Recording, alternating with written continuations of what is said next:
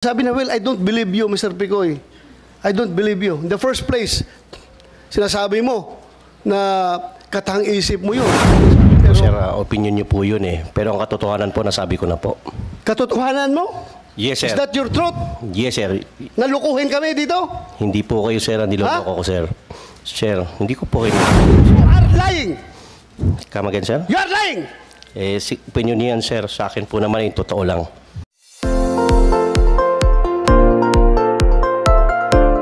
This meeting is hereby called to order. I would like to acknowledge the presence of the Vice Chairman of this committee, Committee on Public Order and Dangerous Drugs, Senator Jinggoy Estrada, and other members will be coming in a little while. We now resume our investigation in aid of legislation on the alleged PDEA leaks. May I request our committee secretary to please acknowledge our resource persons present today. Thank you very much, sir. We would like to acknowledge the following guests. From NICA, we have Director Alden Juan Masagka. Morning, sir. From DDB, we have Secretary Catalino Cuy with Attorney Ferdowsi Masnar. From the National Privacy Commission, we have Attorney Althea Teristi Rodavan.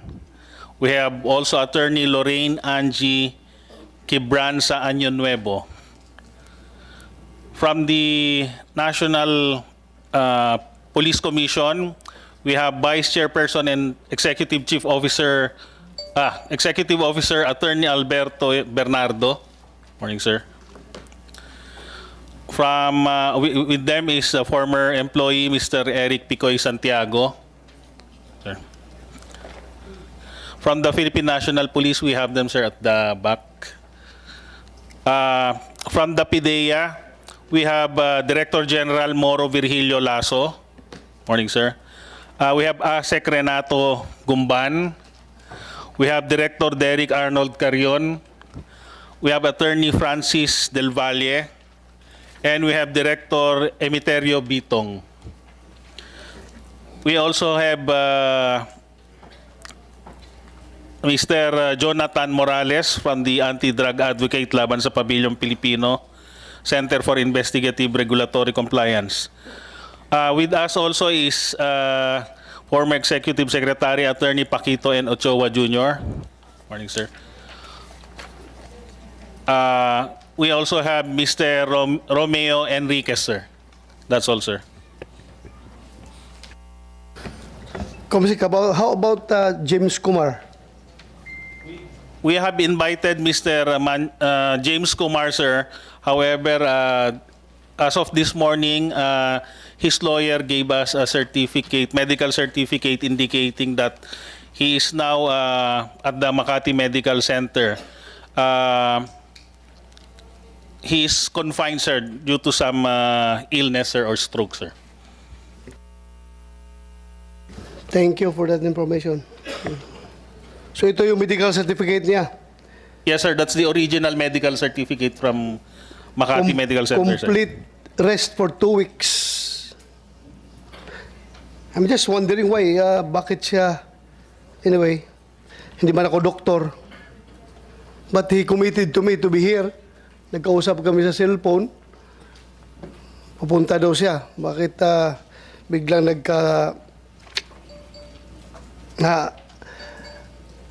inatake? Sir, may we request the new guest to stand up to take their oath, sir? So that okay, please. May we request the new guest who just attended today, Attorney Ochoa and Attorney Año Nuevo. Please raise your right hand. Do you swear to tell the truth, the whole truth, and nothing but the truth in this investigation? Thank you very much. Please take your seats. Thank you, Kumsek. Magandang umaga sa lahat. Walang labis, walang kulang. Yan po ang madalas nating pamantayan, usokatan sa pang-araw-araw nating pamumuhay. Sa palengke, ang gusto natin ay sakto sa timbang ang pera natin, tinutumbasan ng karampatang halaga nito. Kung sa pakikinig ng balita, ang gusto nating marinig ay ang puro at walang halong personal opinion mula sa mga reporter. Hindi rin naman nalalayo ang standard nating ito pagdating sa performance ng ating gobyerno. Ang boto ng mamamayan ay tiwala na dapat tapatan ng serbisyo. Walang labis, walang kulang. Nitong mga nakaraang pagdinig, mayroong aligasyon na may pagkukulang sa pag-iingat ng mga dokumento at impormasyon. Maliwanag na mayroong nagmalabis sa kapangyarihan kaya may PDEA leaks. Mayroong umabuso sa ipinagkaloob na tiwala. Para sa isang ahensya na ang pundasyon ay confidentiality, peligro ang dulot sa mga kawani at ahente na bumubuo rito sa tuwing may breach. Hindi naman po siguro may tuturing na pagmamalabis kung hahanapan ng taumbayan sa mataas na standard ang ating gobyerno. Dahil ganyan po ang hamon ng paglilingkod sa pamahalaan. Ang hindi magmalabis sa ipinagkatiwalang kapangyarihan at hindi magkulang sa serbisyong inaasahan. I would like to acknowledge the arrival of Senator Chis Escudero. Thank you for attending, Your Honor. Thank you. Mula noong una nating pagdinig ng PDEA leaks, sinikap ng inyong Committee on Public Order and Dangerous Drugs na manatiling nakatutok sa layunin nito. Yun ay ang alamin kung bakit may di umano'y confidential documents na naipuslit mula sa case file folders ng PDEA. At paano maiiwasan na mangyayari itong muli sa pamamagitan ng pagbalangkas ng mga batas. Walang labis, walang kulang. Maraming salamat po at dalangin natin na sa pagdinig nating ngayong araw ay mabawasan na ang labis na pagkakahati-hati sa opinyon ng ating mga kababayan at mapunan na ang mga kakulangan sa pulisiya. Before we begin our discussion, may we know if Senator Jinggoy would like to deliver his opening statement. You have the floor, Your Honor. Thank you, Mr. Chair. Mr. Chair, this is the fourth hearing for the alleged PDEA leaks, and I am hoping that with this hearing, we will finally achieve the purpose of this inquiry to ferret out the truth. After 3 extensive hearings and having heard that it's the testimonies of so many resource persons, the veracity of the alleged PDEA documents has yet to be established. The fact is that former PDEA agent Mr. Morales has not presented any substantial proof to support his claim. It is basic that bare allegation is not evidence and is not equivalent to proof. There is a need to emphasize that mere allegations are not evidence. Wala ni isa sa mga tumistigo sa komiting ito ang nakapag-corroborate sa testimonya ni Ginoong Morales. Bagkus, pinasisinungalingan pa ng mga taga-PDEA mismo ang mga kwento niya. At hanggang ngayon, matapos ang 3 public hearings, ang dokumentong sinasabi ni Morales na siya mismo ang gumawa ay hindi niya maipakita. Naipakita rin last hearing ang questionable pagkatao at integridad ni Morales. Ang dating PDEA Chief Junicio Santiago nagsabing kilala umano si Morales sa pagiging sinungaling. Binatikos lahat ni Morales ang lahat ng leader ng PDEA kung saan pinilalabas niya na siya lamang ang tama. Bilang inyong senador at vice chairperson ng committee ito, mandato at responsibilidad ko na alamin ang katotohanan sa di umano'y PDEA leaks. Marami man ang bumabati ko sa akin, patuloy ko pa rin gagawin ang trabahong inaatang sa akin. Naniniwala po ako na kahit saan man humantong ang usaping ito, ang katotohanan ang mananaig at mananahimik ang mga nagpapakalat ng kasinungalingan. Maraming salamat po, Mr. Chair. Senator, thank you, Senator Jinggoy. Senator Chis, you want to have your opening statement? Thank you. Salamat.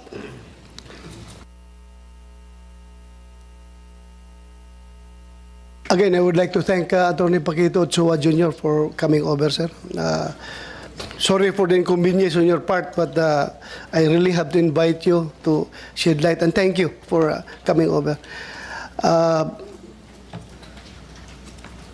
Mr. Chair, if I may, Yes, will this be the last hearing?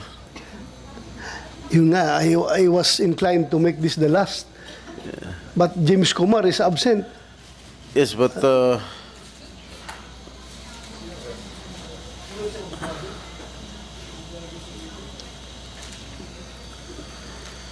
anyway, Mr. Chair, can I be the first to ask questions, Mr. Chair, if I may, or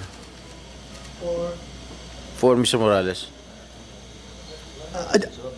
I think Mr. nakiusap Ochoa. si Alright, Atty. sige. Ochoa na Okay, please. meron pa siyang mga importanteng bagay, so pwede natin siya unahin. Please. Thank you, thank you.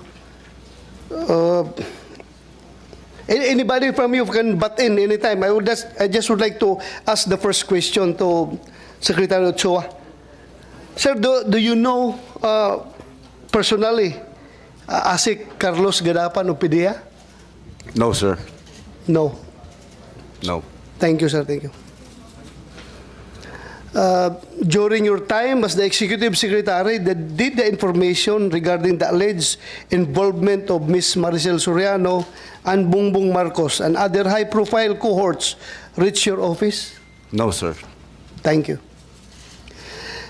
May we know if you have seen the alleged pre-operation authority document signed by Mr. Morales, which is one of the subject matter of this inquiry? Not at all, sir. Thank you. During our first hearing, Mr. Morales claimed that you commanded ASIC Gadapan and the PDEA to stop the operation against Ms. Maricel Soriano and Bongbong Marcos and other high-profile cohorts and disregard the request for pre-operation authority. Anong masasabi mo dito, sir? As I earlier mentioned, I don't even know him, and I don't recall of any occasion that we have met or even talked. So I completely deny that I have made those instructions as alleged. Thank you, sir. Were you aware that sometime in 2013, the Liceo of Malacanang invited Mr. Morales for a briefing regarding PDEA operations, including those that were halted? I cannot recall exactly if that indeed took place, but I only learned now when this hearing was conducted, and I somehow, but very, very vaguely, if there was an incident that happened, but I'm not so sure if, because it was never, I was never informed of such meeting, and even after that meeting, there was no report submitted to me in regard to what transpired in that meeting. Thank you, sir. But I think Liceo, were you aware ka ba nung existence ng Liceo under General Serapio, who testified before this committee last hearing?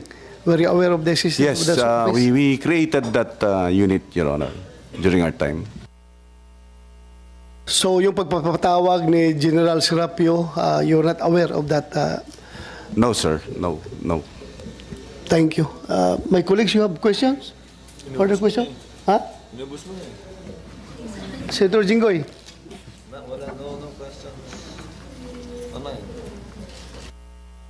Thank you, Mr. Chair. Mr. Chair, paano ba na-implicate yung pangalan ni Atty. Ochoa?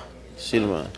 Sinabi ni Morales? According to former agent Jonathan Morales, he was told by then Gadapan. ASIC Gadapan, the Deputy Director General for Operations, when he was about to travel abroad for schooling in ILIA, International Law Enforcement Academy in Bangkok, Thailand. He was told by Gadapan that the one who instructed for the halting of this operation was then Executive Secretary Attorney Paquito Ochoa. All right. Yes, kilala mo ba ito si Agent Morales? No, sir. So, ano ba yung palagay mo sa motibo niya? Bakit para tumistigo at dinawit ka nagbigay ng instruction na patigilin ng investigasyon sa nasabing drug case noong 2012? What do you think is his motive, Mr. Attorney Ochoa? I have absolutely no idea, sir. Well, alam mo, Mr. Chair, hindi naman natin pwedeng tanungin si Attorney Gadapan dahil patay na siya, no? Dahil, di ba? Siya ang sabi ni Agent Morales, si Gadapan ang nag-utos sa kanya para, tama ba? Para ipatigil yung operation. Now, according to him, the casing and the surveillance operation, authority to conduct casing and surveillance operation on the persons mentioned in the information was disapproved by Gadapan. The reason why is that my instruction daw si Executive Secretary Paquito Ochoa na ihinto yung operation. Okay, last question. Senator Jinggoy, meron lang ako nakalimutan na Attorney Ochoa. About kakalat sa social media about most law firm. Meron siya sabi na yung most law firm daw is ang M stands for Marcos, O is for Ochoa, and S and T, I don't know. Serapio and Tan. Serapio and Tan. Am I correct? Is this information correct? That you were both members of the same law firm with now First Lady Marcos? That is true, Your Honor. We were former law partners and we formed that law firm, if I remember right, in 2006. But when I got appointed as Executive Secretary, I have to withdraw from that law firm in 2010. Yeah, because there were insinuations. Ito naman ay insinuations lang na kaya daw nagkaroon ka ng interest na ipahinto yung operations because, again, you were influenced by your partner in the law firm. Those are insinuations lang. So we want to hear from you about this. Yun lang, kinukonfirm ko lang sa'yo. Oh, that is not true, Your Honor. Thank you for that answer. Salamat, sir. Senator Jinggoy, you may No continue. further questions, Mr. Chair. Your Honor, just on that point, you left the firm because you were appointed ES? That is correct, Your Honor. By whom? By President Benigno Simeon Aquino III, Your Honor. Who was your immediate superior and, of course, superior? Yes, Your Honor, for 6 years. Serving as the alter ego of the President, you don't do anything without his knowledge or order. Would that be correct? That is correct, Your Honor. Thank you, Your Honor. Miss ko na rin yung kaibigan natin, pero tinoy-noy. Thank you, Your Honor. Unless I don't have any further questions, Mr. Chairman. So thank you. Salamat, Senator Chis. Dito na kay Morales. Morales ka na? Do you want to dispose of Kumar? Ay, Nasasagutin niya yung mga tatanong ko. wala dito si Kumar.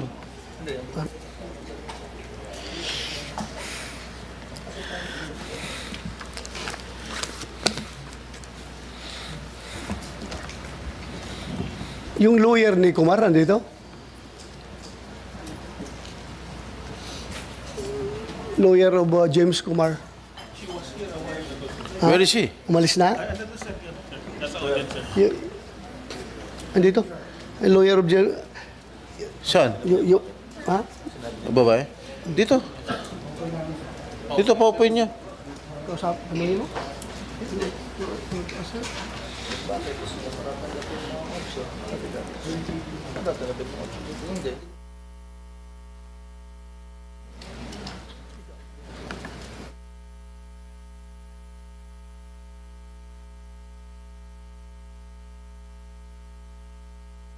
We can ask the lawyer of Mr. Kumar. 1 minute suspension, Senator All right. Jinggoy, if I may. Attorney Paquito Ochoa, sir, you want to say something aside from the answers that you have given us? No more? No more, Your Honor. So I understand you want to be excused earlier. That is correct, Your Honor. Okay. If that is allowed. So if said that. no more questions coming from my colleagues, thank you. Let Your him- excuse, sir. Let him Thank you, Your Honor. recover from his COVID. Ha? Nag-handshake na ako sa kanya kanina, ha? Pero, so negative ka na, ha? Negative ka na, sir. Negative na. Okay, thank you. Thank you. Thank you.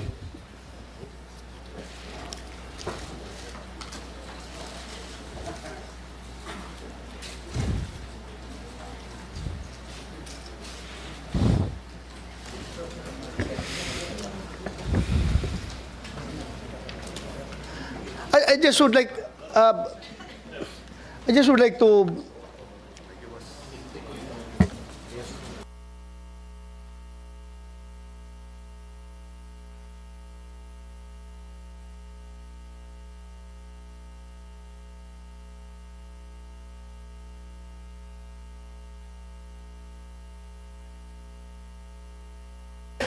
I just would like to inform the body, especially my colleagues, about the status of James Kumar. How I wish he is here, but wala siya dito. So, Maybe, Mr. Chair, we can hear from the lawyer of Mr. Kumar about his absence. he's not she's not invited as a resource person, but her role here is has to be limited for giving legal advice to James Kumar. But if you want to ask Yes, ask her, then yes, we can Administer? administer the oath. Yeah. Please raise your right hand, ma'am. Do you swear to tell the truth, the whole truth, and nothing but the truth in this investigation, ma'am? Thank you very much, ma'am. Please take your seat. Attorney, if I may, Mr. Chair, what happened to your client? Thank you. Senator, last Friday, we were going to the Parañaque prosecutor's office to file a case against the people who used his name.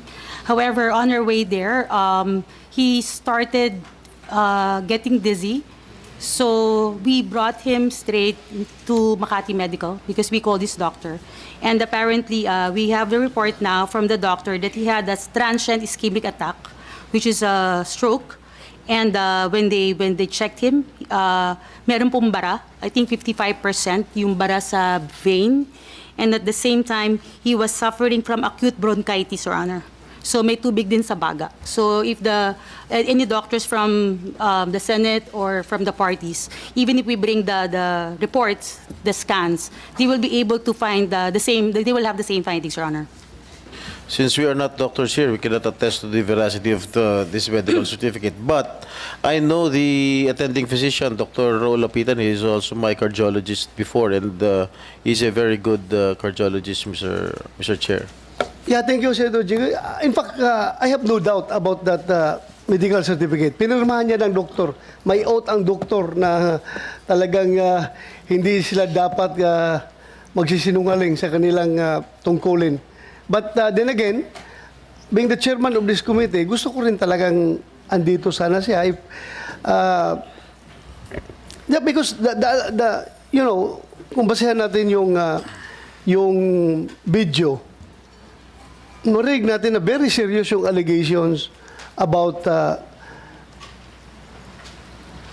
yung sinasabi na pwedeng ipapatay si Morales, maraming paraan para patayin si Morales. And hindi ko rin makukonsensya kapag after this hearing, kung i-terminate na natin itong hearing na ito ngayon, tapos may mangyari kay Morales, mamamatayan, dahil hindi natin nakumpronta si James Kumar as to the veracity of that conversation. So, I think I am remiss of my duties kung hayaan natin na isara lang ito na hindi mapakinggan si Kumar. Baka kasi very serious yung sinasabi nitong former Napolcom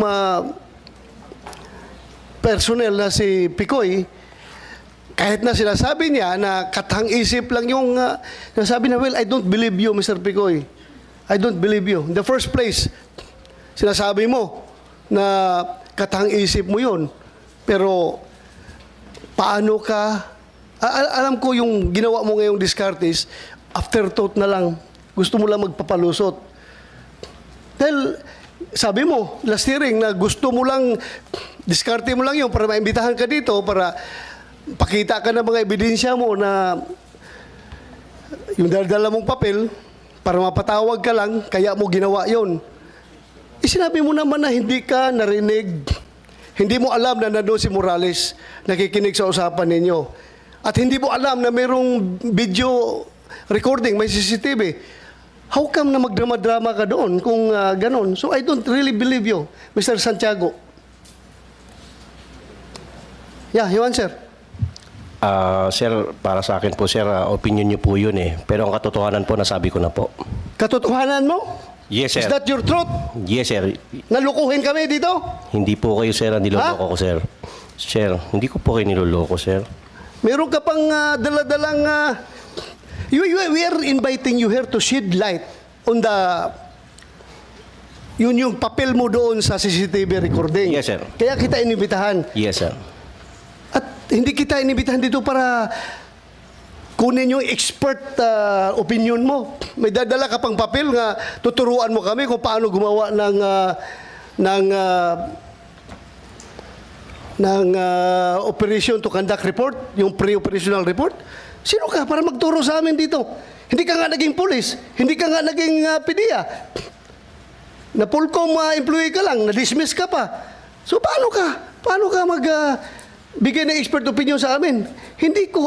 This committee doesn't need your expert opinion here.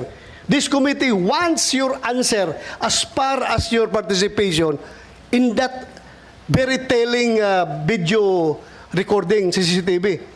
It's unfair for me kung hindi ko pakinggan si Kumar dito sa open hearing, tapos kayo napakinggan ko dito. As your allegation na pwedeng patayin si Morales anytime, in any kind of method, in any manner, kung mangyari yan after the hearing, kasi you are claiming na talagang magaling ka, marami kang kaso. May binanggit ako 2 kaso mo. Ngayon, nagsabi ka pa, hindi lang yan, sir. Mukhang talagang parang nakasandal ka sa pader kung magsalita ka. Sir, kagaya po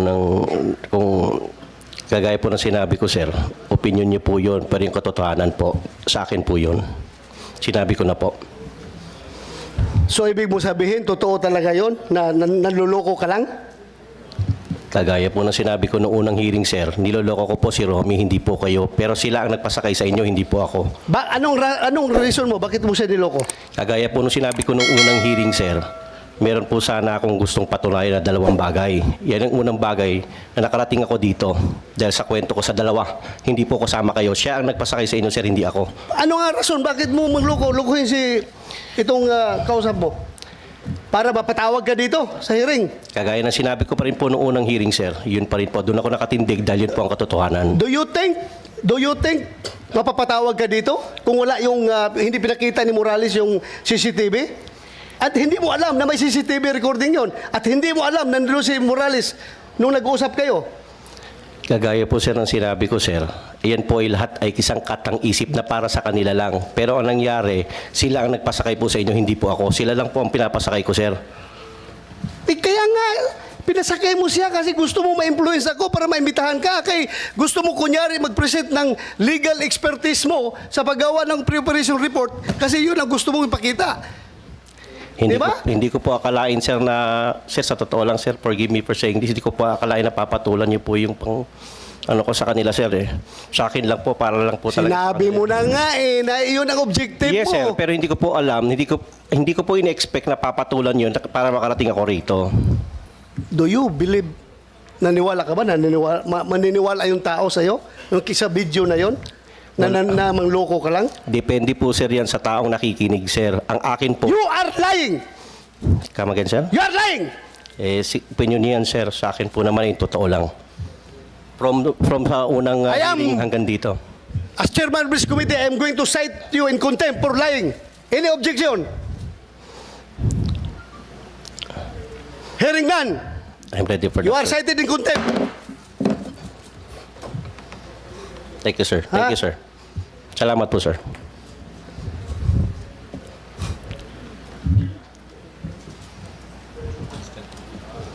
Kumsik, you take custody of this person.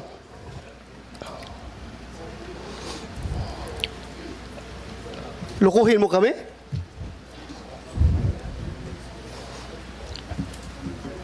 May dala na po akong bag, sir. Kunin mo na yung bag ko.